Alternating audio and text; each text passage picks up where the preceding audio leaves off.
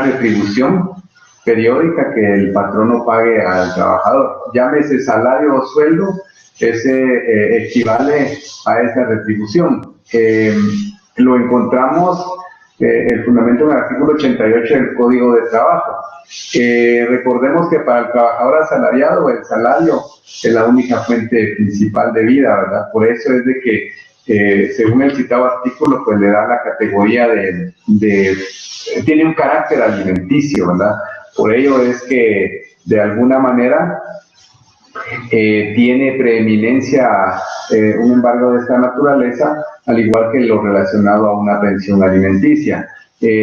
Obviamente también se supone que así debiera de ser, que el salario debe de ser de tal manera que cumpla con satisfacer las necesidades de él como integrante de una familia y su familia en sí, ¿verdad? Entonces, debería, les digo, porque de conformidad con los índices de la canasta básica y la canasta básica vital, encontramos que de alguna manera no hay una congruencia entre lo relacionado al salario y la canasta mínima vital como un parámetro, ¿verdad?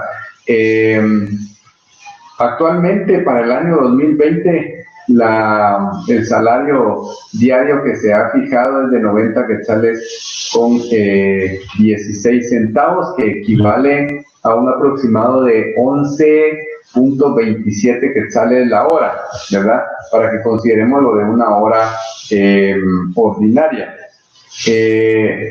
Realmente, el salario debería de cubrir todas las necesidades de un trabajador, ¿verdad? El tema del salario es un tema que se ha discutido por mucho tiempo en relación al monto. Entonces, realmente no debería de existir disparidad entre los salarios que se han fijado entre la actividad maquila y los agrícolas y no agrícolas. Pero esta es una cuestión que definitivamente no compete solamente a una parte, sino a una comisión tripartita, ¿verdad? Trabajadores, patronos y Estado. Las clases de salario y sus combinaciones se ha distinguido dentro de lo que se permite el pago por unidad de tiempo o por unidad de obra, ¿verdad? Este último es el que conocemos como salario a destajo. La diferencia realmente es que en cuanto al salario por unidad de tiempo se calcula de conformidad con la jornada diaria que se elabore por semana o por mes, ¿verdad? Independientemente del resultado que se obtenga, mientras que cuando hablamos del salario por unidad de obra o a destajo, se toma en cuenta muy especialmente el resultado de esa obra, ¿verdad? Entonces, este salario no es fijo de conformidad con este parámetro, pero debería de cumplirse como mínimo con el pago del salario fijado para esos efectos. El salario por unidad de obra puede pactarse por pieza, tarea, precio alzado o a destajo. Por lo regular, es un salario que se paga en algunas industrias, pero en muchas ocasiones se hace atendiendo al hecho de que el trabajador al final de cada periodo pues obtiene un mayor ingreso que el salario mínimo que se ha fijado, pero para ello obviamente tiene que trabajar un tanto más apresurado. El salario alzado, básicamente encontramos, como les decía, en algunas industrias en cuestiones de la construcción, ¿verdad? Allí encontramos que se pacta de esa manera, les pagan por metro cuadrado construido o dependiendo de la actividad que le corresponda a cada persona. Entendamos como las personas contratadas como albañiles o ayudantes, que son las personas encargadas propias de la construcción de la obra, ya que por lo regular los ingenieros, arquitectos son personas que se han contratado por medio de servicios técnicos o profesionales. Entonces son ellos los que subcontratan o contratan a las personas que van a ejecutar propiamente la actividad material. Dentro de esta modalidad podríamos encontrar alguna similitud con el contrato civil, ¿verdad?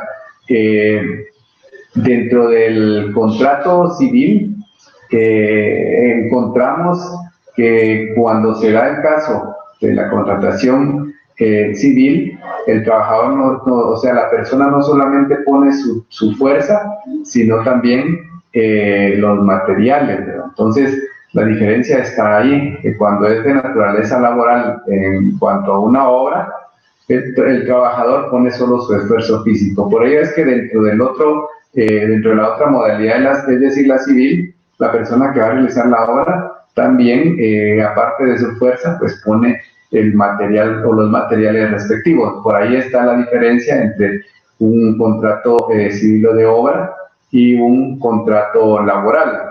En muchas ocasiones pues se disfraza el contrato civil, el contrato laboral, ¿verdad?, como civil, porque únicamente se le dice que él va a ejecutar la obra. Entonces ahí está una diferencia para que podamos encontrarla al momento de que se decida demandar a una persona o entidad. Otra forma de impactarse el salario es por participación en las utilidades, en las ventas o los cobros que haga el patrono, ¿verdad?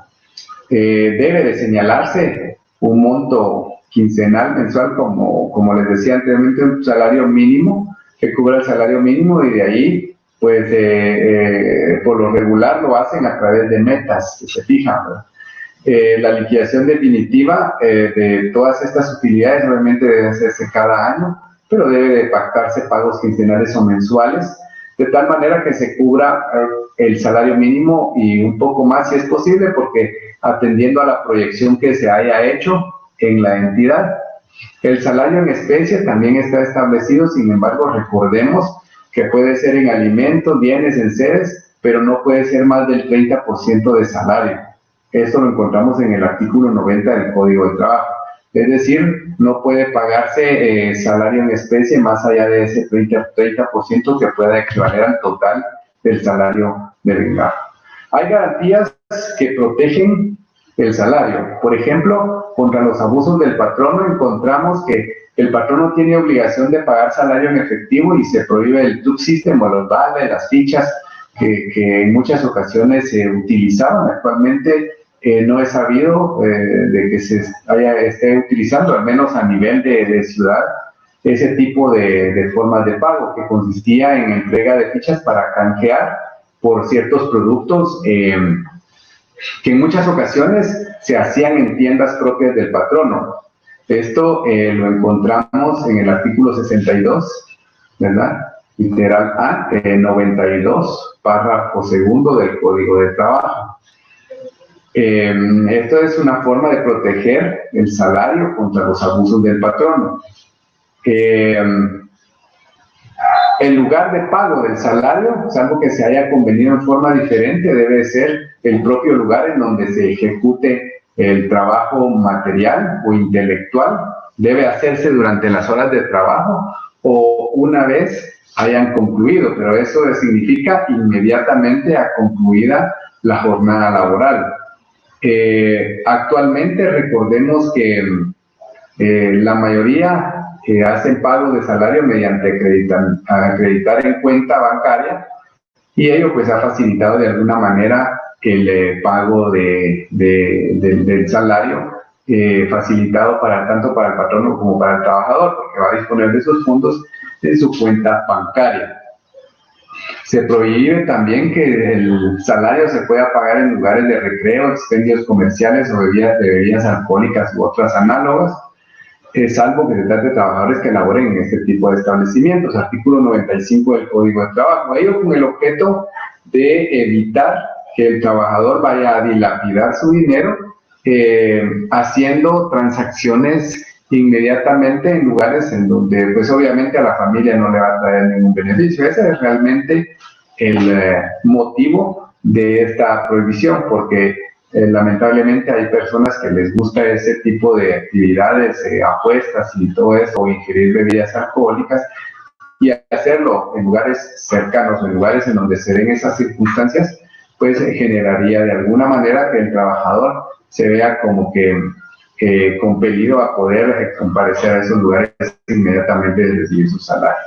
El plazo para percibir el salario, en el contrato debe fijarse el plazo que se pueda establecer, fijar entre ambas partes, aunque por lo regular ya el patrón no tiene establecidos los plazos para hacer los pagos, ¿verdad? Cuando se trata de trabajos manuales, se ha establecido que no puede ser el plazo mayor a 15 días, es decir, para quienes realizan trabajos manuales, el pago del salario no puede ser más de 15 días. Puede ser en forma semanal o quincenalmente. Y un mes se ha establecido para los trabajadores intelectuales y los servicios domésticos. Cuando se trata de salario por participación de utilidades, ventas, cobros que haga el patrono, se debe señalar una suma quincenal o mensual, como vimos anteriormente, que va a percibir el trabajador como salario, y esto obviamente, según la indicación, debe ser proporcionado de conformidad con las necesidades de este, ¿verdad? Es decir, como mínimo el salario que se ha fijado para actividades que correspondan agrícolas o no agrícolas. Y obviamente, como vimos anteriormente, la liquidación debe hacerse la liquidación debe hacerse al finalizar cada año. Otra de las garantías es que el patrón no tiene obligación de pagar el salario que corresponda al tiempo que haya perdido el trabajador cuando por culpa del patrón no pueda laborar, y eso ya lo vimos también, artículo 61, inciso G del Código de Trabajo. Otra prohibición, otra garantía del salario es que el patrón no tiene prohibido retener o descontar alguna suma del salario en concepto de multas. El artículo 60, inciso E del párrafo segundo del Código de Trabajo así lo establece. Recordemos que dentro de la normativa guatemalteca no existe como sanción sanción disciplinaria, la imposición de multas. En otras legislaciones existen sanciones de multas, pero en Guatemala no es permitido que se imponga una sanción de multa como una cuestión disciplinaria. Por ello es que prohíbe expresamente la ley que no se pueda hacer ningún descuento de su salario por concepto de alguna multa. Otro aspecto es prohibición de efectuar descuentos que no estén establecidos en la ley, es decir, que por mandato legal no se hayan fijado, como por ejemplo la cuota del Instituto Guatemalteco de Seguridad Social, la cuota por concepto del IRTA para los trabajadores de la iniciativa privada, la cuota que pudiera corresponder a descuentos sindicales siempre y cuando esté por medio, la autorización por escrito del trabajador para que se le haga tal descuento. La prohibición parcial de efectuar de alguna manera compensaciones, artículo 100 del Código de Trabajo. De alguna manera, en algunos casos, a los trabajadores se les hace pagar cosas que a ellos no corresponden. Por ejemplo, hablamos que la prohibición de efectuar compensaciones cuando se entregan algún uniforme, al final del mes o por mes se les van cobrando alguna especie de compensación por ese uniforme, lo cual deviene ilegal porque el patrón no está obligado a proporcionar los uniformes respectivos porque forman parte de sus herramientas de trabajo. Ejemplo, los trabajadores que prestan servicios de vigilancia no deben de pagar sus uniformes ni ninguna insignia, que es lo que comúnmente ocurre. A los trabajadores, dichas empresas les cobran hasta las insignias, lo cual deviene ilegal. Obviamente les hacen descuentos que al final, a la hora de una demanda judicial, habría que efectuar ese reintegro, ya que cualquier descuento tiene que estar basado en ley y a pesar de que pudiera existir de alguna manera una anuencia del trabajador en relación a estas compensaciones, recordemos que bajo el principio de irrenunciabilidad de sus derechos deviene ilegal, ¿verdad? En cuanto al anterior de la prohibición de efectuar descuentos, como les decía, estamos, pues que establece la ley, los que el trabajador voluntariamente autorice, siempre y cuando no se encuentre dentro de la prohibición que acabamos de ver. La prohibición de hacer colectas también, artículo 62, literal F del Código de Trabajo, muy de moda en muchos centros de trabajo, cuando vienen algunas actividades especiales, por ejemplo, en el tiempo de la Teletón, los patronos en muchas ocasiones hacen colectas dentro de sus trabajadores, lo cual es prohibido. Obviamente, en muchas ocasiones el trabajador se ve como que obligado, por si voluntariamente, ¿verdad?, a poder aportar, porque si no, pues ya el patrono lo ve mal. Y obviamente esto está prohibido porque de alguna manera todas estas circunstancias podrían ir en detrimento, van en detrimento del monto del salario, porque si el patrono quiere hacer alguna colecta para alguna donación, que lo haga de su propio peculio, ¿verdad? No que afecte el salario del trabajador, porque como dicen por ahí, se sale a saludar con sombrero ajeno. Esto fue una protección del salario que deben observar los patronos, pero también tenemos la protección del salario contra los acreedores del trabajador. Por ejemplo, en el artículo 100 del Código de Trabajo encontramos que es nula la cesión de salarios, porque en muchas ocasiones podría ser, y es que esto nació porque en el tiempo de la creación del Código de Trabajo era frecuente que se diera la cesión en 100% del salario. ¿Qué implicaba esto? Que de alguna manera los acreedores se garantizaban que el trabajador les iba a pagar cediéndoles mediante documento el salario correspondiente, y entonces venía el acreedor y lo iba a cobrar directamente con el patrono, quien estaba, pues se veía obligado a pagárselo por esa cesión. Pero actualmente existe una prohibición legal, porque en todo caso lo que procede es no paga el trabajador, que lo demanden y que entonces embargue lo correspondiente al monto respectivo.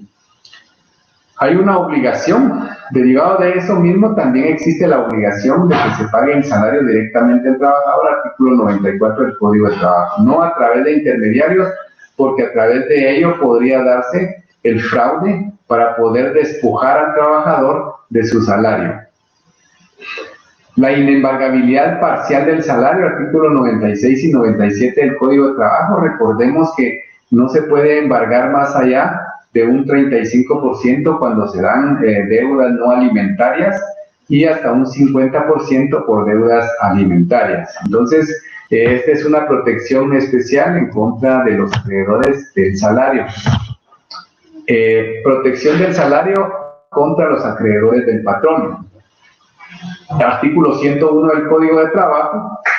Hay una protección importante a la familia del trabajador, ¿verdad?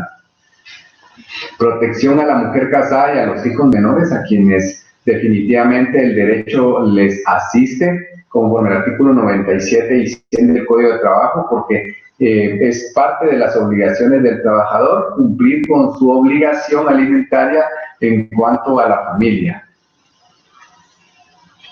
Y también, asimismo, existe la prohibición de exigir a la familia del trabajador cualquier deuda que éste tenga.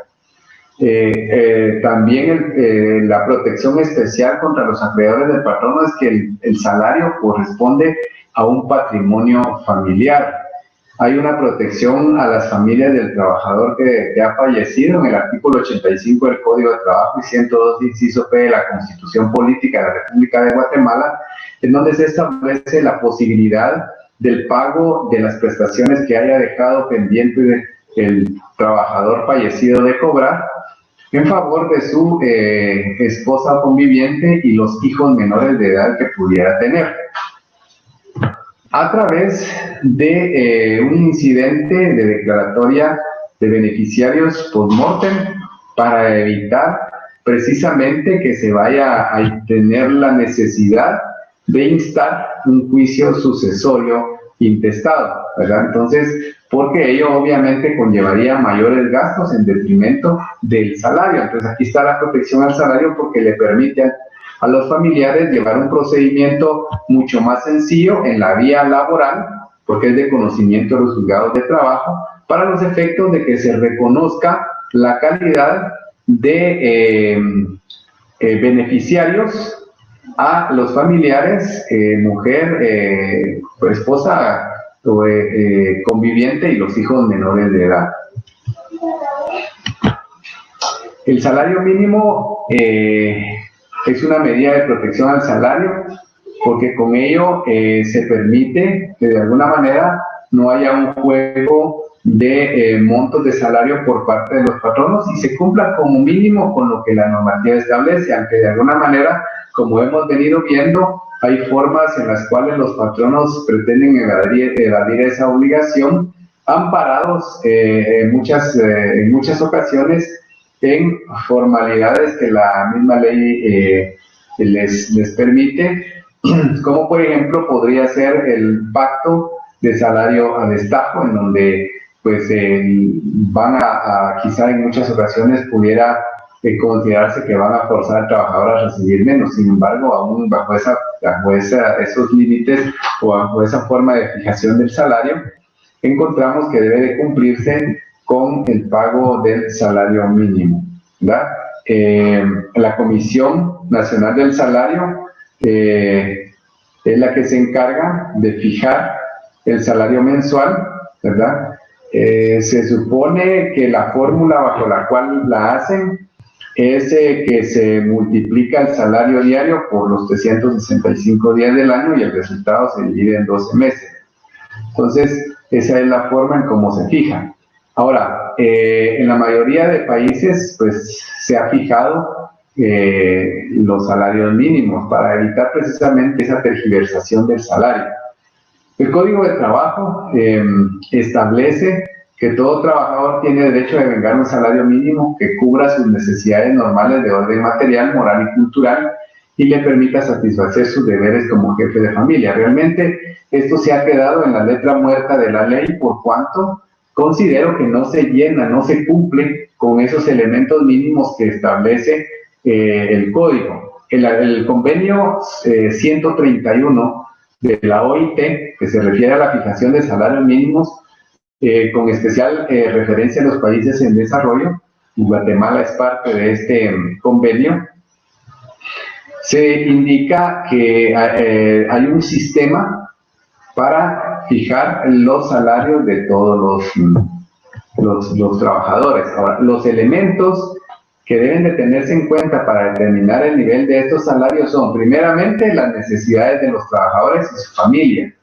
¿verdad? El costo de vida, por eso les hablaba de la canasta, del costo de la canasta básica vital, las prestaciones de seguridad social y el nivel de vida relativo de otros grupos sociales.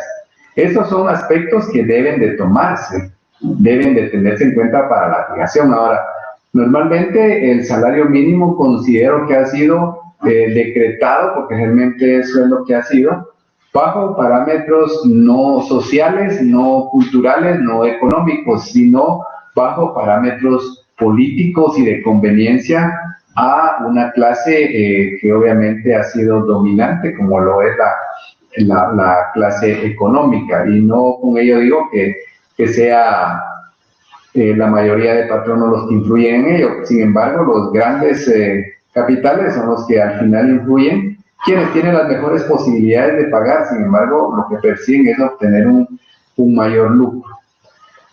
Debe determinarse a través de considerar los factores económicos, ¿verdad? Se establece ahí que debe incluir los requerimientos del desarrollo económico, niveles de productividad, conveniencia de alcanzar y mantener un alto nivel de empleo. Debería, para su fijación, que existiera una participación de igualdad de condiciones de representantes de los trabajadores y de los patronos. Sin embargo, a nivel interno, pues definitivamente puede ser que existan otras circunstancias que motiven para incluso mantener el mismo salario de un año anterior, cuando sabemos perfectamente que hay una inflación que se da cada año, o dentro de cada año al final se fija un nivel de inflación que en muchas ocasiones va siendo la sumatoria de la inflación de periodos mensuales, por ejemplo. El sistema para la fijación del salario mínimo se debe aplicar a todos los trabajadores. Se exceptúa ahí de los que sirven al Estado, a sus instituciones, pero obviamente porque en la mayoría de instituciones del Estado el salario que se devenga es superior al salario mínimo.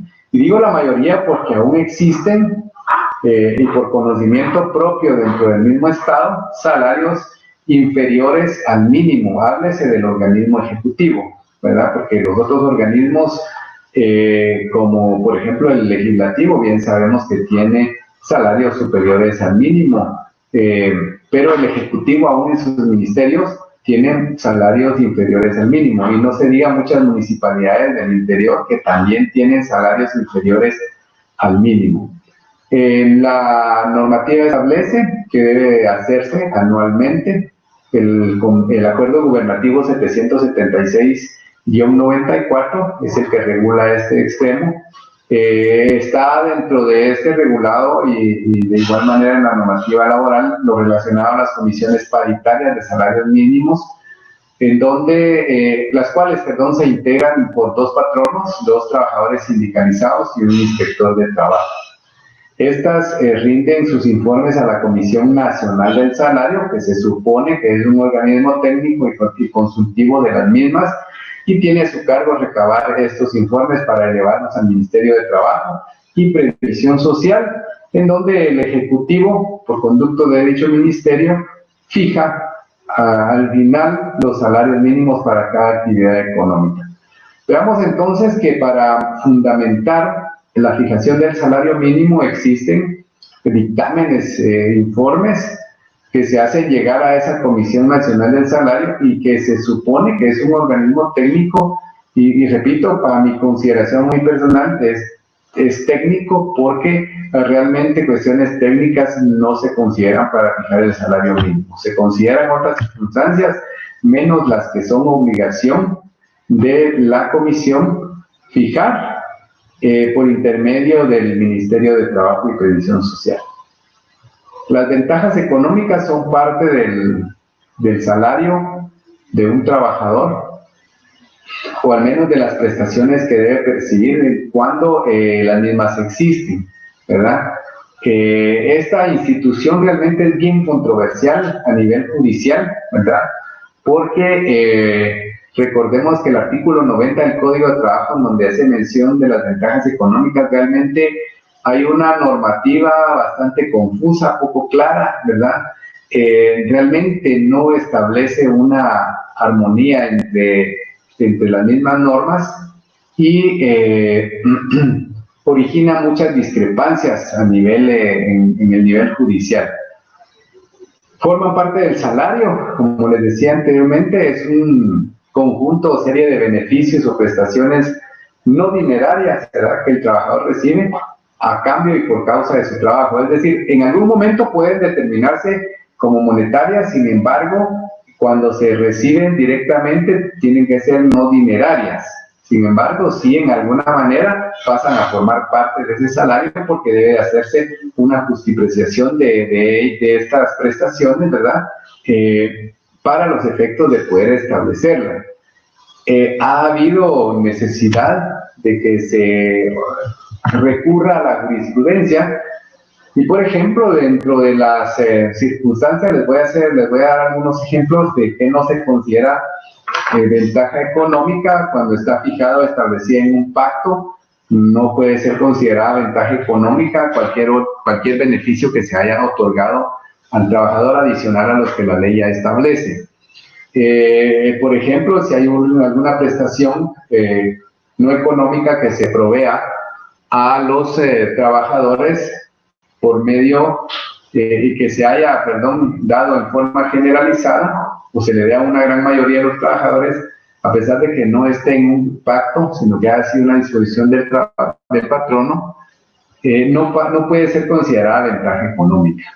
Por ejemplo, el uso del celular como herramienta de trabajo tampoco puede ser considerada como una ventaja económica. Todo aquello que se considera como parte de una herramienta para desarrollar sus labores no puede ser considerada como ventaja económica.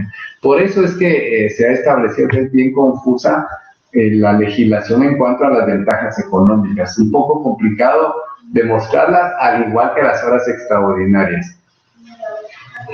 El aguinaldo, como una prestación que también forma parte del contrato de trabajo, porque esta es una prestación establecida legalmente, igual que las que hemos visto.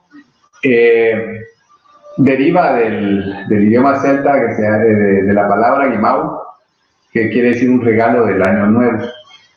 Nuestra legislación fue creada mediante el decreto legislativo 76-78, que se denomina Ley Reguladora de la prestación del aguinaldo para los trabajadores del sector privado.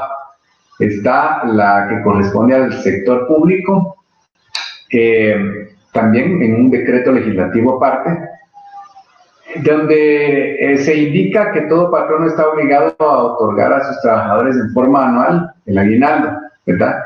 Y se ha establecido que equivale al 100% del sueldo o salario ordinario mensual que devengue por un año de servicios continuos o la parte proporcional que corresponda.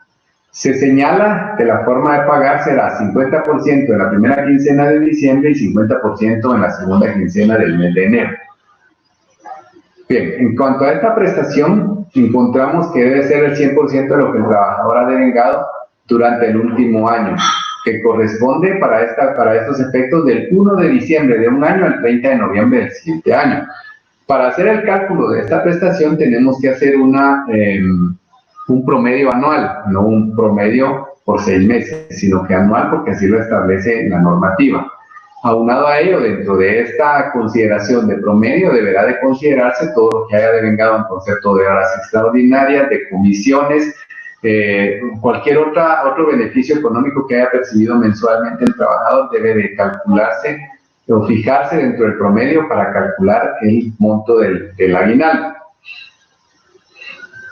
Cuando se dice que se va a pagar 50% en la primera quincena de diciembre y 50% en la segunda quincena de enero, pues obviamente tiene una razón de ser, y la razón de ser es que esta es una prestación que coadyuva, en primer lugar, para poder hacer alguna celebración al final del año, y en segundo lugar, por la segunda parte, para poder cubrir los gastos escolares de los hijos.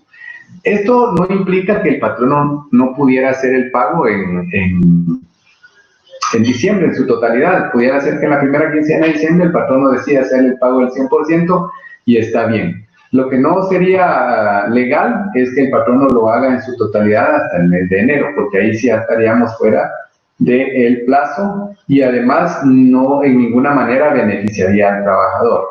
Entonces, consideremos ese aspecto, que cualquier forma de pago diferente acá, siempre y cuando favorezca al trabajador, pudiera ser pactada y que se encuentre dentro de ese mismo plazo. La bonificación anual para trabajadores del sector privado y público, que normalmente llamamos bono 14, todas las prestaciones debemos nominarlas tal como son en la normativa, porque hay profesionales que lamentablemente pues en sus demandas colocan bono 14.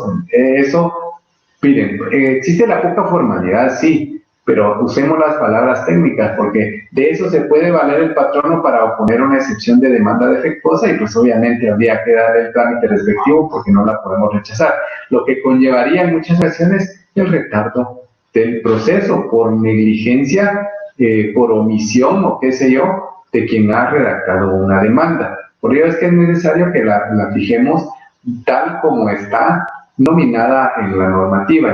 El decreto 42-92 del Congreso de la República, perdón porque se me fue la tilde en República, pero lleva tilde, fue el que hablamos en la sesión antepasada, si no mal recuerdo, que fue el que derogó la compensación económica por tiempo de servicio, o lo que llamábamos indemnización universal, ¿verdad? Acá les hago yo la referencia a bono 14, solo lo coloqué ahí para aclarar esta circunstancia, que lo denominemos tal como aparece en la normativa. Tanto el aguinaldo como esta bonificación se deben incluir en el promedio que se debe tomar para establecer la indemnización. Es decir, se incluye dentro del promedio para el cálculo de indemnización una 12ª parte de la bonificación anual, una 12ª parte del aguinaldo, sumado al promedio de los 6 salarios últimos, para los efectos de hacer el cálculo de la indemnización. Es decir, la indemnización no solamente la fijamos sobre el promedio de salario, sino agregamos esa 12ª parte, lo encontramos en los decretos de creación de cada norma de cada prestación, perdón, el decreto 42-92 y el decreto 76-78, ambos del Congreso de la República de Guatemala. Entonces, debe de hacerse cada año esta prestación. Su forma de cálculo es de igual manera que el aguinaldo, el promedio del último año, que incluye del 1 de julio de un año al 30 de junio del año siguiente. Y de igual manera, para su cálculo, debe de incluirse cualquier otro emolumento adicional al salario que haya devengado mensualmente el trabajador, entiéndase comisiones, entiéndase horas extraordinarias o cualquier otro emolumento que haya devengado mensualmente. O incluso podría ser cualquier otra forma de pago como una bonificación, un bono, que esos deberían de incluirse. La bonificación incentivo, una prestación que se creó para ser pagada en forma mensual por 250 quetzales. La nominación que aparece en el decreto de creación es bonificación incentivo para los trabajadores del sector privado. La verdad es de que esta, como cualquier otro bono o bonificación, deben ser parte del salario. Debería de ser parte para el cálculo de la cuota, tanto patronal como laboral, para el Instituto Guatemalteco de Seguridad Social y cualquier otra que se pagase. Porque ya vimos anteriormente que mientras menos paga o se reporta como salario al trabajador al Instituto Guatemalteco de Seguridad Social, menos van a ser los beneficios que en alguna manera va a obtener. Entonces sí es importante, en muchas ocasiones pues el trabajador dice, bueno, me van a descontar menos, pero no ve a futuro lo que pudiera pasar por esa circunstancia. Realmente lo que motivó la creación de esta bonificación incentivo fue un factor de productividad, ¿verdad? El objetivo real es pues aumentar la productividad, dar un incentivo para los efectos de la productividad. Ahí vemos que la forma de aplicación es que se suman 2 quetzales con 40 centavos al día, ¿verdad? 30 centavos por 8 horas para hacer el cálculo de los 250 quetzales mensuales. Bueno, ahí concluimos con lo de las cuestiones propias que incluye o deben de tenerse por incluidas en el contrato de trabajo o al nacer la relación laboral, como son los salarios, el aguinaldo, la bonificación anual para trabajadores del sector privado y público y la bonificación incentivo para los trabajadores del sector privado. Pero dentro de ello también tiene que incluirse cualquier otra prestación que en el centro de trabajo o el patrono haya otorgado o ya exista en favor de los otros trabajadores que ya estén laborando y que no estén sujetos a alguna condición. Por ejemplo, en muchas ocasiones se paga una bonificación o bono de antigüedad, el cual obviamente está sujeto a algunas condicionantes. En muchas ocasiones se habla de que gozará de este derecho el trabajador que ya tenga 3 años o más, y así sucesivamente va aumentándose el monto atendiendo a los años que haya laborado o que esté laborando. Ese derecho obviamente forma parte del patrimonio del trabajador para que cuando ya cumplan sus 3 años en adelante él ya pueda percibir esta prestación. Y así podemos enumerar una serie de beneficios que en alguna manera los trabajadores gozan desde el momento en que pasan a formar parte del grupo de trabajadores de una entidad. La prescripción es una institución muy importante porque, como entendemos, a todo nivel o en todas las ramas del derecho es una forma de liberarse de una obligación por el transcurso del tiempo, ¿verdad? Obviamente, en materia laboral es aplicable, ¿verdad? Porque tiene que existir un tiempo dentro del cual puedan reclamarse las prestaciones a que tiene derecho un trabajador. De alguna manera podría considerarse que la prescripción en materia laboral contraría los principios que inspiran al mismo, porque los derechos son irrenunciables. En alguna manera alguien podría pensar esto o fundamentar esto para poder indicar que no hay prescripción.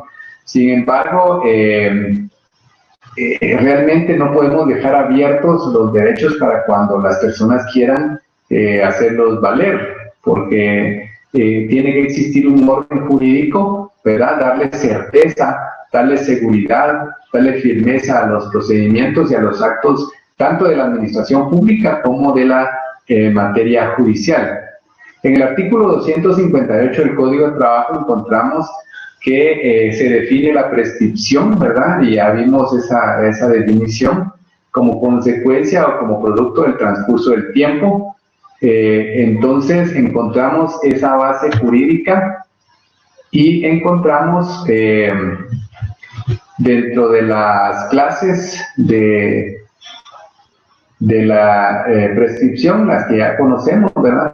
La adquisitiva, que se relaciona con el derecho civil, lo que llamamos nosotros una titulación supletoria, se refiere a los bienes inmuebles, la adquisición de la propiedad, perdón, por el tiempo que se transcurre al tener la posesión.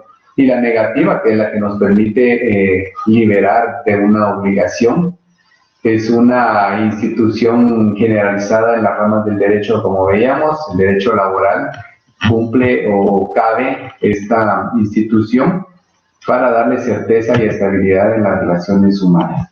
Acá encontramos los tiempos de prescripción para que consideremos muy bien estos tiempos, porque en algunas ocasiones se tergiversan los plazos que se han establecido, arguyendo muchas circunstancias, pero los plazos son claros en cuanto al tiempo que debe transcurrir para poder ejercitar un derecho o para perder el derecho a los mismos. Por ejemplo, el artículo 259 del Código de Trabajo establece que el patrono tiene 20 días para despedir justificadamente a sus trabajadores. Por ejemplo, el patrono inició un procedimiento disciplinario y concluyó con una resolución en donde dice que la sanción amerita, de conformidad con la falta cometida, es el despido.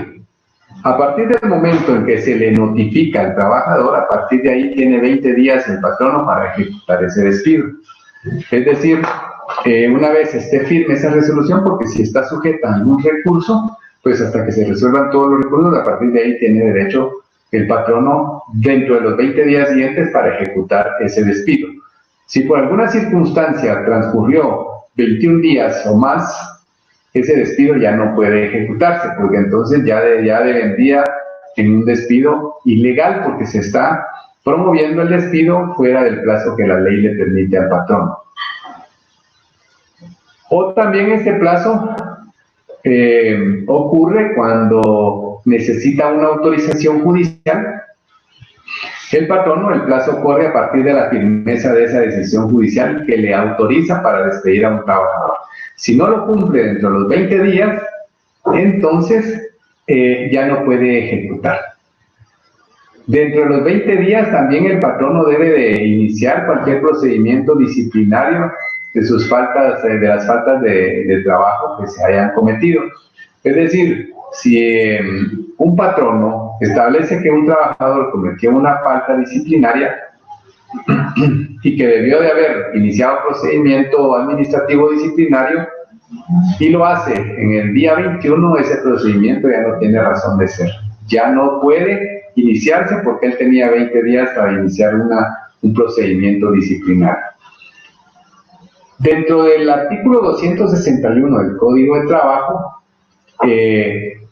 se establece la posibilidad de que el trabajador dé por terminado efectivamente su contrato de trabajo, y esto lo puede hacer dentro de los 20 días siguientes a que existe la causal, para que él pueda dar con causa justa determinada, finalizada su relación laboral. Acá hablamos de que el trabajador se pueda dar por despedido en forma indirecta, ¿sí? Entonces recordemos que cuando es indirecto es con causa justificada, y no como les decía anteriormente, que se coloca indirecto e injustificado. Y no, aquí encontramos el fundamento de ese extremo, porque nos habla de para dar por terminado efectivamente y con causa justa su contrato de trabajo. Entonces él, para darse por despedido indirectamente, tiene 20 días. 30 días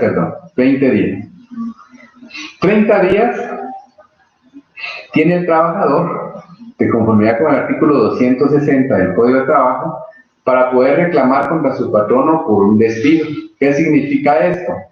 Que si el trabajador quiere pedir una reinstalación, tiene 30 días. Que si el trabajador quiere reclamar indemnización, tiene 30 días.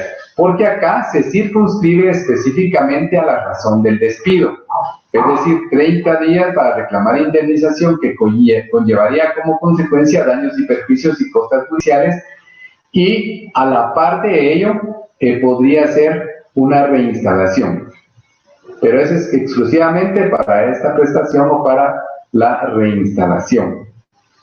30 días también tienen los trabajadores para poder reclamar por correcciones disciplinarias que se les hayan aplicado, es decir, para pedir de alguna manera alguna nulidad, por ejemplo, en contra de una sanción disciplinaria, tiene 30 días para poder iniciar el procedimiento judicial.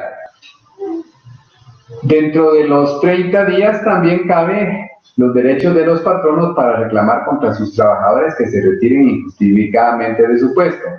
Acá tenemos que el patrono tiene 30 días para poder iniciar un juicio en contra de un trabajador que haya abandonado su trabajo. Es decir, el patrono debe, si quiere demostrar o probar o justificar el despido en una causa justa por abandono de trabajo, iniciar su juicio ordinario dentro de los 30 días siguientes a que el trabajador ya no se haya presentado a sus labores. Artículo 262 del Código de Trabajo.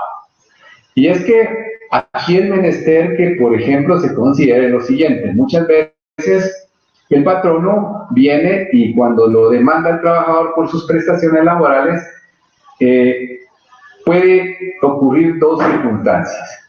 Una, plantea una excepción de prescripción, aduciendo que el tiempo para el trabajador ya pasó para poder reclamar sus derechos, porque él fue despedido en forma justificada y que él abandonó el trabajo. Otra circunstancia es que el patrono ponga alguna excepción perentoria que justifique el despido por abandono del trabajo. Y otra sería lo relacionado a contrademandar o plantear la reconvención en contra del trabajador aduciendo despido justificado por abandono de labores. Bueno, para empezar, recordemos que si el patrono no planteó su juicio ordinario para demostrar el despido justificado o el abandono de labores, cuando nos vamos a un juicio, recordemos que ya transcurrieron más de 30 días, cuando el juicio que haya iniciado el trabajador. Entonces, devendría improcedente cualquier excepción y devendría improcedente una reconvención, porque esa reconvención ya es extemporánea, es decir, allí cabría por parte del trabajador el planteamiento de la prescripción en contra de la reconvención que se planteó en contra de la contrademanda que le ha hecho el patrón. Entonces,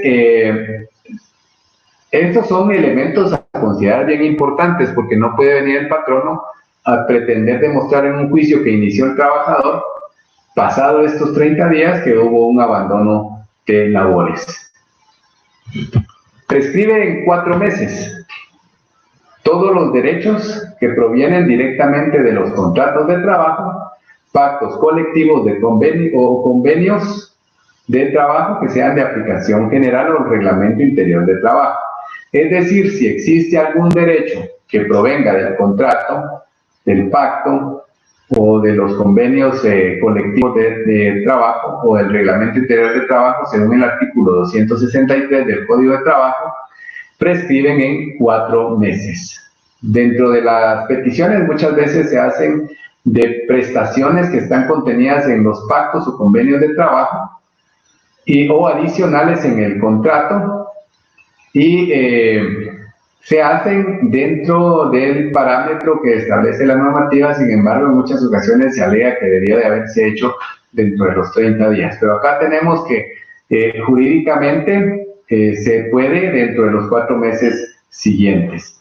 Y es que recordemos que el hecho de que la indemnización se pudiera reclamar en algún momento dado fuera de los 30 días no implica que el trabajador haya perdido el derecho a reclamar otras prestaciones irrenunciables como las que establece la normativa, el aguinaldo, bonificación anual, vacaciones, como también cualquier otra que se haya convenido en el contrato adicional a las que ya existen en las leyes, en los pactos, en los convenios o que exista en un reglamento interior de trabajo. Esto de igual manera aplicaría para un patrono que quiera hacer valer algún derecho que está contenido en el reglamento interior de trabajo. Tiene 4 meses para hacerlos valer. En un año prescribe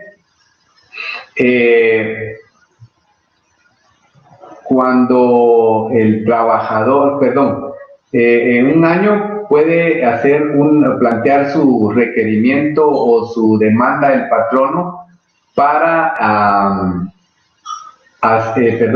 poder invocar lo que establece el artículo 77, literal H del Código del Trabajo, cuando se refiere a la facultad que tiene el patrono para despedir con justa causa al trabajador que viole alguna previsión que contiene el artículo 64, previo apercibimiento por escrito, ¿verdad? Entonces, para hacer valer el apercibimiento, ¿sí? Porque se le haya percibido, hay un año.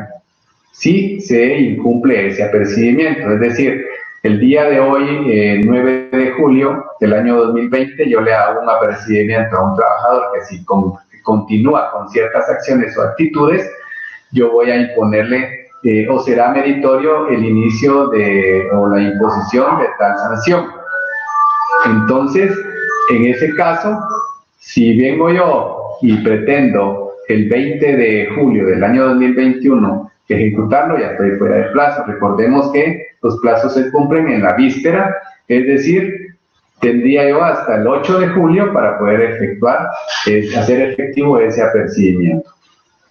En 2 años prescriben todos los derechos que provienen directamente del Código de Trabajo, sus reglamentos o demás leyes de trabajo y previsión social. Acá, por cuestiones meramente legales, se excluyen lo que establece el artículo 263, ¿verdad? Que tenemos los 4 meses cuando se trate de pactos, convenios, reglamento o del contrato de trabajo, lo que provenga del contrato de trabajo. Acá, es decir, tenemos 2 años para reclamar, por ejemplo, el aguinaldo, la bonificación anual para trabajadores del sector privado y público, la bonificación incentivo, también las vacaciones, ¿verdad? O cualquier otra que esté contenida en un reglamento o de alguna otra muy específica de trabajo y previsión social, artículo 264 del Código de Trabajo. Es decir, aunque ya haya concluido el plazo de los 30 días para reclamar la indemnización, si hay prestaciones irrenunciables que no se han pagado, existen 2 años aún para plantear la demanda y reclamarlas. Porque en muchas ocasiones también se confunden estos plazos, de que solamente en los 30 días se puede reclamar todas las prestaciones que se adeuden al trabajador. Acá vemos bien especificadas las prestaciones, bien especificados los plazos, ¿verdad?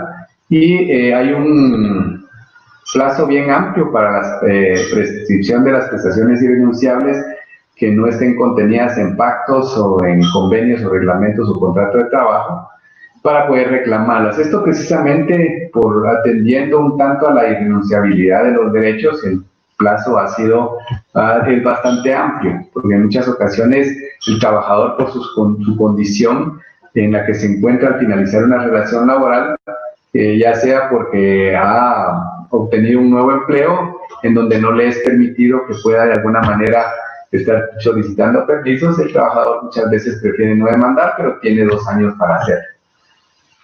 Dice la jurisprudencia mediante fallos del 2008, 2009, 2011 que la prescripción para el cobro de las prestaciones laborales corre a partir del rompimiento de la relación laboral.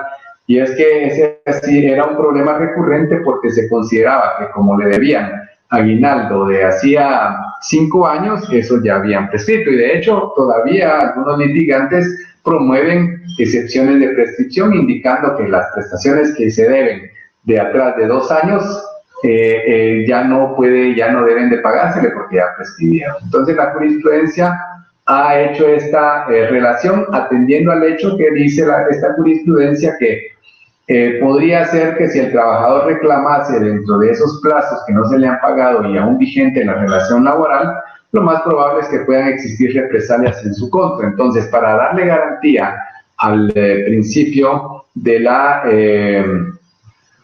garantía de la estabilidad laboral, entonces la jurisprudencia ha fijado como plazo a partir del cual corre la finalización de la relación laboral, no antes.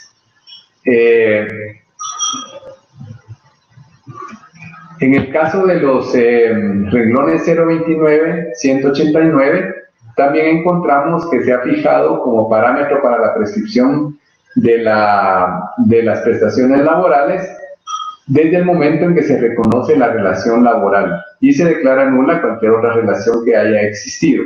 Expedientes de 2013, 2011 y 2012, que es jurisprudencia de observancia obligatoria, aplicación obligatoria. Así lo establece el artículo 43 de la Ley de Amparo, Exhibición Personal y de Constitucionalidad. Ahí refiere a la doctrina constitucional o la doctrina legal. En este caso equivale a lo que normalmente nosotros denominamos jurisprudencia. También, haciendo acopio a lo que se refiere a la prescripción, se ha dicho que a pesar de que los trabajadores del Estado a donde deben de acudir es a la Oficina Nacional de Servicio Civil, se dice que cualquier gestión ante la Inspección General de Trabajo realizada por un trabajador público interrumpe la prescripción que establece el artículo 87 de la Ley de Servicio Civil. Aquí hay una cuestión bien importante que tenemos que considerar. Los trabajadores que son protegidos por la Ley de Servicio Civil tienen 3 meses para poder reclamar tanto indemnización como cualquier otra prestación que se adicione el mismo. Por ejemplo, los daños y perjuicios, las costas judiciales, tiene hasta 3 meses para hacer su reclamo, y dentro de las mismas ha establecido también la cuestión de las pagos de las prestaciones irrenunciables. También se ha considerado acá que tiene los 3 meses para los efectos de solicitar una reinstalación. Es decir, no corre el plazo que establece el Código de Trabajo porque es una normativa especial. Fallos de 2015, 2016 de la Corte de Constitucionalidad. Todos estos fallos son sentencias que ha emitido la Corte de Constitucionalidad. Traigo un precedente constitucional en cuanto a que la sola gestión de cálculo de prestaciones laborales interrumpe la prescripción. Es decir, aunque no exista iniciada alguna acción específica para citar al patrón ante la Inspección General de Trabajo, con el solo hecho que el trabajador haya concurrido a la Inspección General de Trabajo a pedir el cálculo de sus prestaciones, con ese solo hecho ya interrumpe la prescripción. No necesita generar de ninguna manera alguna otra acción ante este ente para los efectos de poder interrumpir la prescripción, porque la normativa dice cualquier gestión, y una gestión es ir y pedir su cálculo de prestaciones. Recordemos que ese cálculo de prestaciones, aunque no constituye un medio de prueba más que para poder establecer en una negociación los montos que ahí aparecen, sí es medio de prueba para establecer la interrupción de la relación de la prescripción. Hay un criterio de prescripción que les decía para los servidores públicos, y es que los reclamos de los servidores públicos tienen 3 meses para poder hacerlos efectivos. Se ha establecido también mediante fallos constitucionales que la excepción de prescripción por los efectos que produce no puede ser catalogada como dilatoria. Recordemos que se ha establecido que la prescripción es doctrinariamente la denominan como una excepción mixta o privilegiada, ¿verdad? Porque puede ser, según la normativa, puede ser planteada en cualquier momento del proceso hasta antes que se dicte sentencia en segunda instancia. Es decir, hasta antes que se pueda confirmar, modificar o revocar una sentencia de primer grado. Entonces, se ha dicho también que bajo las circunstancias de lo que persigue una prescripción, que es ponerle fin a alguna prestación o a todo el proceso, dice que su planteamiento debe de hacerse en el momento de contestar la demanda como perentoria, o incluso, como se ha sostenido por la Corte de Constitucionalidad en estos fallos que vemos ahí, que puede ser en momentos procesales posteriores cuando las razones que le den sustento sean sobrevenidas. Es decir, puedo plantear la prescripción posterior a contestar a la demanda y aún en segunda instancia, siempre y cuando los hechos en los que me voy a basar sean nuevos, no pueden ser en hechos que acaecieron y que yo tenía conocimiento pleno antes de contestar la demanda, porque si son hechos que ya tenía conocimiento antes de contestar la demanda, entonces la excepción de prescripción o de pago, porque aquí incluimos la de pago también, vendrían extemporáneas, ¿verdad? Porque los hechos deben de fundarse la excepción debe fundarse en hechos que hayan ocurrido posterior a ese momento de la contestación de la demanda.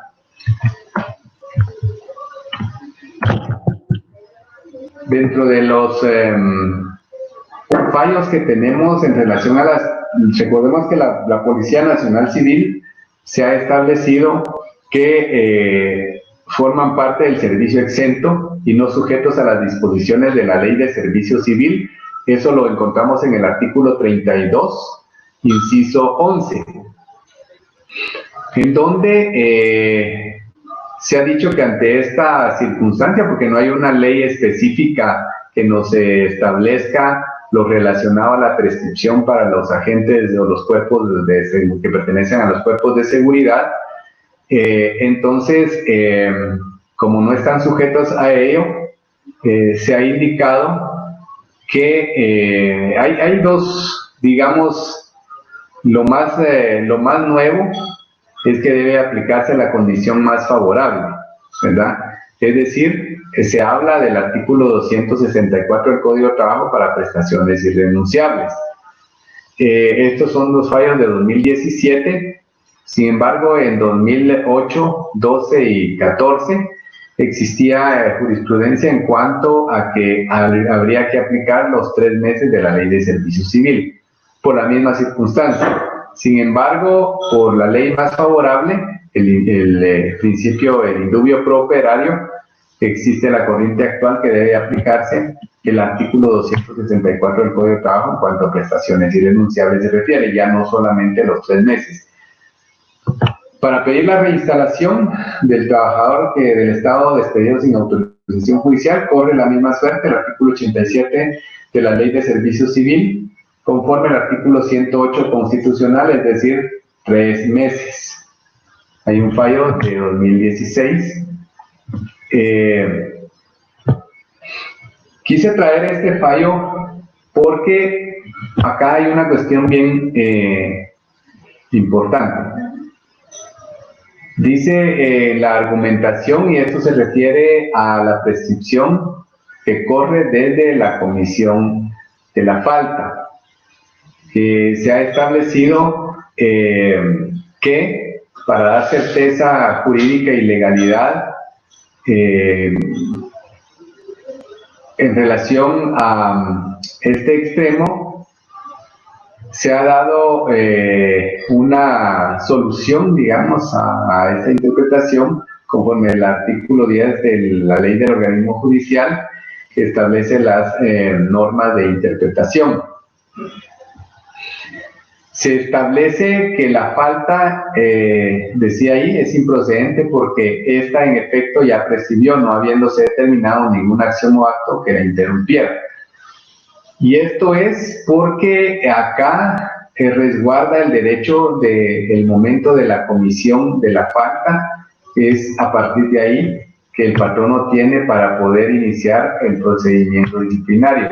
Por ello es que no hay que dejar pasar los plazos que se establecen para no caer en una circunstancia de esta, en donde resulta que al final de cuentas podría caerse, ¿verdad?, esta circunstancia.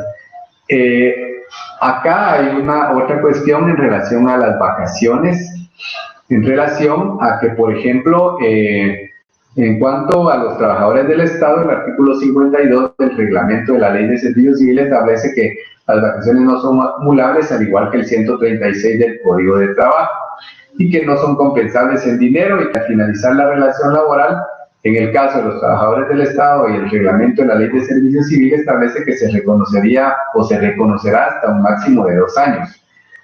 Y el Código de Trabajo establece que hasta un máximo de 5 años. Entonces, la Corte Constitucional, ya haciendo relación a la norma más favorable, en relación a los trabajadores del Estado, hay que aplicar el 136 del Código de Trabajo. Entonces, aquí encontramos que se aplica la norma más favorable y encontramos aplicación efectiva de los principios del derecho laboral.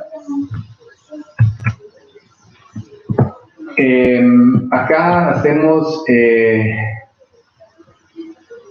una relación al mismo extremo de los 5 años. Cuando interrumpimos la prescripción según el Código de Trabajo, por demanda o gestión ante autoridad competente. La demanda que efectivamente se plantea ante un órgano jurisdiccional, aun cuando no se le haya dado trámite. Desde el momento en que se presenta, desde ese momento se interrumpió la prescripción.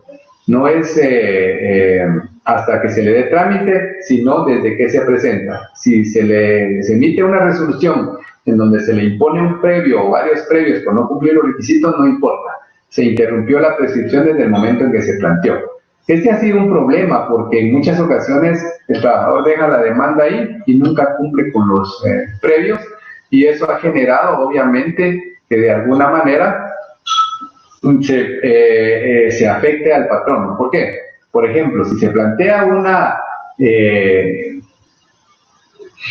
una cuestión de no relativa a prestaciones laborales, sino por ejemplo una reinstalación, y obviamente hay un previo, entonces ese previo implica que se queda detenido ahí.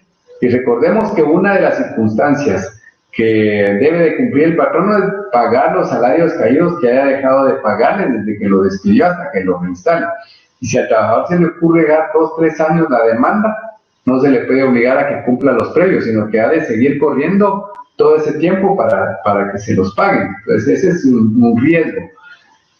Pero pues así lo establece la normativa en garantía del trabajador, pero sí puede dar lugar a estos extremos que les digo. La gestión ante autoridad competente, por eso hablamos que la sola gestión de presentarse a requerir un cálculo implica ya interrupción de la prescripción. Por el hecho de que la persona a cuyo favor corre la prescripción reconozca expresamente de palabra por escrito o tácitamente, ¿verdad? Es decir, que en un juicio ya prescribió el derecho, pero el patrono no hace valer la excepción, y sino que pues contesta la demanda, digamos, pero no pone ninguna prescripción ni hace valer esa prescripción en su contestación de demanda. Ahí estaríamos hablando que tácitamente está aceptando que no ha prescrito, aunque ya haya prescrito, pero ahí no corrió esa prescripción por ese extremo. Entonces ahí obviamente no hay otra alternativa más que resolver, aunque sepamos que ya prescribió, no podemos resolver que prescribió. Asimismo, por fuerza mayor o caso fortuito debidamente comprobados, ¿verdad? Ahí se da la prescripción, es decir, que el trabajador demuestre que por alguna circunstancia muy especial no presentó su demanda en tiempo. Por ejemplo, en este caso en donde los juzgados no están recibiendo demandas, aun cuando, digamos, pudiera o transcurra el tiempo de los 30 días para poder reclamar su indemnización o hayan concluido 2 años, este tiempo no se contabiliza. Entonces son casos fortuitos o de fuerza mayor, o alguna otra circunstancia que definitivamente el trabajador pudiera en algún momento dado venir y demostrar que no pudo plantear su demanda, no pudo plantear su acción porque ocurrió algún hecho insólito. Por ejemplo, que se me ocurre que pudiera haber caído en coma por alguna enfermedad o por algún accidente. Entonces ahí podría demostrar todos esos extremos y el tiempo obviamente no correría a su favor, porque son casos fortuitos o de fuerza mayor, ¿verdad? Digamos otro extremo, tomemos digamos el caso de algún trabajador extranjero que haya laborado acá y que lo hayan sacado del país a la fuerza porque ya no tenía autorización legal para permanecer. Ese podría ser otro caso de los que se me ocurren, ¿verdad? Entonces, cuando vemos la prescripción, si es una institución muy importante dentro del derecho laboral, porque por medio de ella nos permite establecer si la parte actora, sea patrón o trabajador, promovió su acción dentro de los términos que establece el Código de Trabajo o la ley especial en el caso de la Ley de Servicio Civil o en el caso de que exista alguna normativa especial. En muchas ocasiones se cae en el error de ampliar esos plazos o disminuirlos en un pacto colectivo de condiciones de trabajo. Y recordemos primeramente que el pacto no es para eso. El pacto en todo caso, al menos para disminuirlos, porque ampliarlos podría ocurrir siempre y cuando favorezca al trabajador, porque si a quien va a favorecer es al patrono, entonces ahí ya no vendría en una razón de ser del pacto, ¿verdad? Porque el pacto lo que persigue es superar los derechos mínimos de los trabajadores, no de los patronos. Entonces hay que tener sumo cuidado en ello, y en ello debería reparar la Inspección General de Trabajo cuando se presentan a homologación esos pactos, al igual que cualquier otro derecho que pudiera en algún momento dado perjudicar al trabajador, como les indicaba anteriormente, cuestiones como por ejemplo un procedimiento disciplinario que no debería estar ahí, porque eso es parte de un reglamento interior de trabajo o parte de algún reglamento propio del patrono, pero no de un pacto colectivo de condiciones de trabajo. Son errores técnicos que se cometen, sí. Entonces, con ello tenemos los temas para hoy. Si hubiese preguntas, podemos entrar a la fase de preguntas para poder establecer y de alguna manera pues aclarar algunas dudas. En algunas ocasiones quizá podrá ser cuestiones de interpretación o cuestiones de criterio personal, como yo lo veo, como lo interpreto, pero que de alguna manera van acordes a esos principios que hemos visto, ¿verdad? De alguna manera tenemos que hacer la interpretación amparados en esos principios que inspiran el derecho laboral. Doctor Denny, no sé si hay algunas preguntas. Muchas gracias, mi querido amigo. Bien, tenemos algunas preguntas. Si quieren, pueden hacer, bueno, han hecho las preguntas ahí en toda tu plática. Quedó una duda de ayer. Dice, si una persona es contratada y luego de meses de prueba se despide con la audiencia, debe pagarse todas las prestaciones. Bueno, entendí que si se le despide en periodo de prueba. Sí, bien, sí, debe de pagársele las prestaciones irrenunciables proporcionales. ¿Verdad? Lo que no procede es el pago de la indemnización porque todavía está en periodo de prueba y ahí se establece que la relación laboral puede concluir sin responsabilidad del patrono, pero lo que corresponde a irrenunciables proporcionalmente ha de pagarse, ¿verdad? Que es mínimo, pero sí tiene que pagarse. Excelente. Dice Nancy Marleni, cuando los bancos cobran por tarjeta de crédito en una compañía sin mediar un embargo. Se entrecorta un poco cuando, perdón, ¿podrías repetir la pregunta? Sí, con mucho. Cuando los bancos cobran por tarjeta de crédito en una cuenta de planilla sin mediar un embargo. Bueno, recordemos que lamentablemente en muchas ocasiones cuando se adquiere una tarjeta de crédito, nosotros firmamos un contrato de adhesión. Dentro de esos contratos, seguro viene una cláusula que indica, cuando es del mismo banco en donde le acreditan su salario, la cuenta bancaria, ahí ya le autorizó, de seguro existe esa cláusula porque bajo una causa diferente no podría hacerlo, pero lo más seguro es que hay que pedir una copia del contrato o si la tiene, leerla bien, porque en muchas ocasiones, en un 99.9%, cuando es así, el objetivo es que el banco se garantice el pago y de seguro hay una cláusula por medio de la cual el tarjetaviente le autoriza al banco para que en caso no pague, pues lo tome de esa cuenta, a pesar de que es de su salario. Pero sí existe un contrato mercantil en donde le autoriza que lo que se adeude se tome de la cuenta.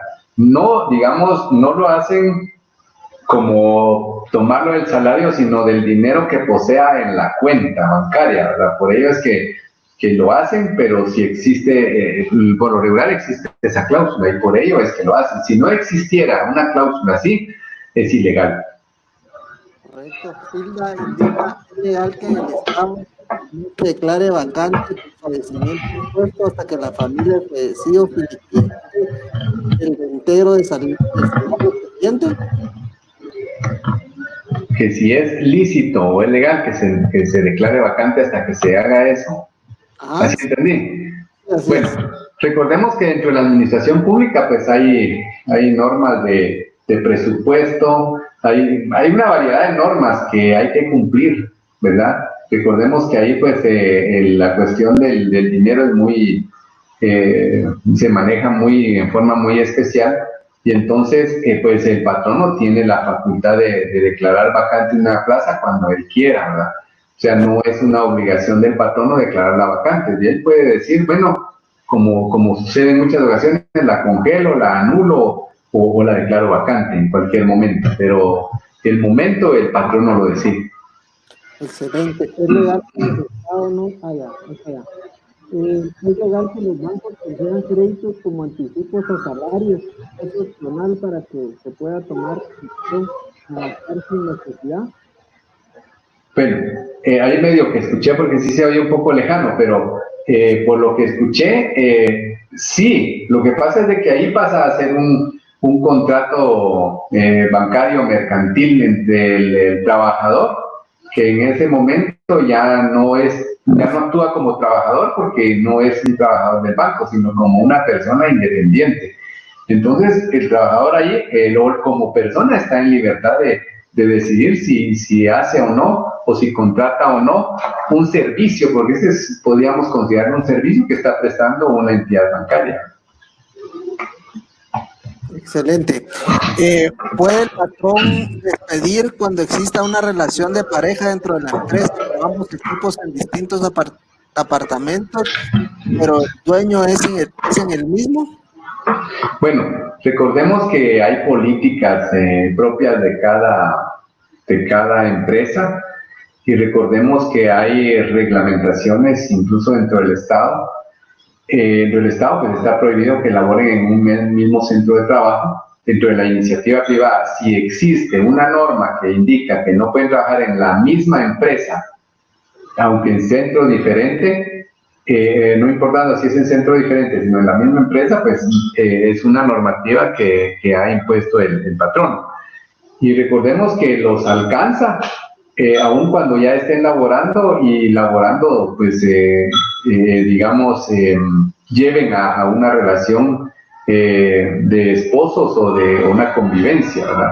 Pero sí es lícito porque es una normativa propia del patrono, por eso es que están incluidas en los reglamentos propios de cada empresa o entidad, pero sí lo pueden hacer siempre y cuando esté debidamente aprobado por el Ministerio de Trabajo en el caso de la iniciativa privada o en alguna normativa especial en el caso de las instituciones del Estado, que sí existe esa prohibición en el mismo centro de trabajo, porque sí pueden trabajar parientes en diferentes secciones o departamentos de una entidad del Estado, siempre y cuando no sea en el mismo lugar. En el cálculo de indemnización, ahora en suspensiones de contrato que 6 meses se deben tomar, si está suspendido de abril y se planea liquidar en julio, ¿qué es tu opinión? Hay que hacer un promedio de los salarios hasta julio, porque hay que hacer de cuenta que el salario que digamos que devengó en marzo es el mismo que devengó en abril, en mayo, en junio, en julio, ¿verdad? Entonces hay que hacerlo sobre el promedio de esos, incluyendo estos meses donde ha estado suspendido el contrato. Como no está terminado, está suspendido, entonces se hace el cálculo considerando esos montos. O podría hacerse dentro de los 6 meses que se incluyan hasta el día que se suspendió la relación laboral, como mejor le favorezca al trabajador. Excelente. En cuanto al bono 14, la persona realiza trabajo doméstico y renunció, y un día para otro se fue el estado laboral. ¿Qué sucede si luego reclama las prestaciones?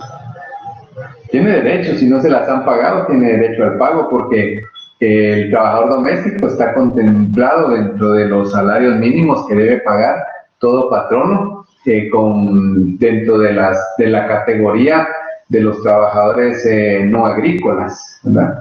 O sea, si no se le pagaron, tiene derecho al cobro de sus prestaciones. Excelente. Derivado al COVID-19, las empresas no tienen suficiente liquidez. ¿Pueden hacer convenios internos con los trabajadores para pagar el turno diferido? Vea, recordemos que existe un principio de irrenunciabilidad. Yo ayer les hablaba precisamente de eso por